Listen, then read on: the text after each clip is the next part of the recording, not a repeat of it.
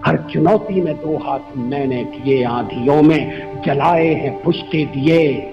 आज झकझोरता तेज तूफान है, आज झकझोरता तेज तूफान है, नाव भंवरों की बाहों में मेहमान है। देख तूफान का तेवर तरी तन गई, मौत से ढल गई, मौत से ढल गई। નમસ્કાર, રીધમ ન્યૂઝ સાથે જોડાઈ પૂર્વ વડાપ્રધાન અટલ બિહારી વાજપેયીની આજે 100મી જન્મ જયંતિ છે। વાજપેયી દેશના એવા નેતા હતા જેના વર્તન અને કાર્યોના વિરોધ પક્ષોના નેતાઓ પણ વખાણ કરે છે। અટલ બિહારી વાજપેયીના કાર્યકાળમાં ભારતને એક નવી દિશા મળી છે। વાજપેયીનો કાર્યકાળ શિક્ષણ, સંદેશા વ્યવહાર, વિદેશ નીતિ, દેશના વિકાસની દ્રષ્ટિએ ખૂબ જ મહત્વપૂર્ણ હતો। વાજપેયી 3 વખત ભારતના વડાપ્રધાન બન્યા હતા। પ્રથમ 13 દિવસ માટે, પછી 13 મહિના માટે અને પછી 1999 થી 2004 સુધીનો કાર્યકાળ પૂર્ણ કર્યો હતો। આ દરમિયાન તેમણે સાબિત કર્યું કે દેશમાં ગઠબંધન સરકારો પણ સફળતાપૂર્વક ચલાવી શકાય છે। ચાલો જાણીએ વાજપેયીના એવા અનેક કાર્યો જેના માટે આવનારી પેઢીઓ તેમને હંમેશા યાદ રાખશે।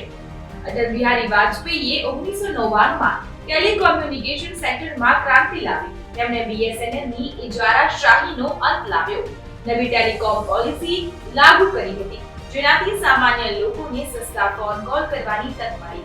જોકે રાજીવ ગાંધીને ટેલિકોમ્યુનિકેશન ક્રાંતિના પિતા માનવામાં આવે છે, પરંતુ તેને સામાન્ય લોકો સુધી પહોંચાડવાનું શ્રેય અટલજીને જાય છે। પૂર્વ વડાપ્રધાન અટલ બિહારી વાજપેયીએ બાળકોના શિક્ષણ માટે મોટું પગલું ભર્યું હતું। તેમણે 2000 અને 2001 માં સર્વ શિક્ષા અભિયાન શરૂ કર્યું હતું। આ અભિયાનનો ઉદ્દેશ 6 થી 14 વર્ષની વયના તમામ બાળકોને મફત શિક્ષણ આપવાનો હતો। વાજપેયીએ બાળકોના ભવિષ્યને સુધારવા માટે આ મહત્વપૂર્ણ યોજના અમલમાં મૂકી હતી।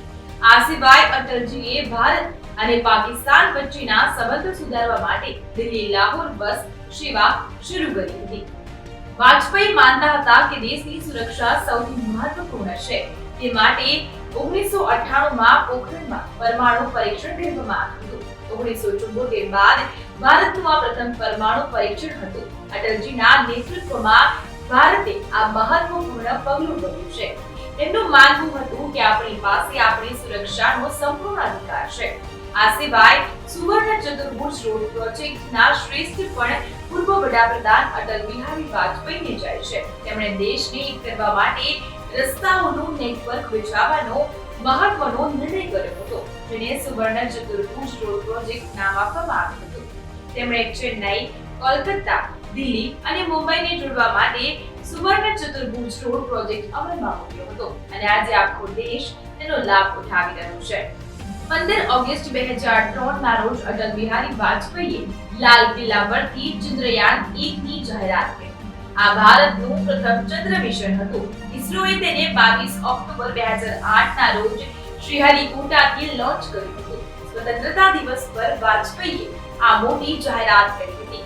તો આતંકવાદીઓએ ભારતીય સંસદ પર હુમલો કર્યા હતા તે સમયે અનેક જવાનો શહીદ થયા હતા અને આ ઘટનાને લઈને તેમણે પોટા કાયદો ઘડ્યો હતો, જે ખૂબ જ કડક આતંકવાદ વિરોધી કાયદો છે। આવા સ્પેશિયલ રિપોર્ટ માટે આપ જોતા રહો રીધમ ન્યૂઝ। નમસ્કાર।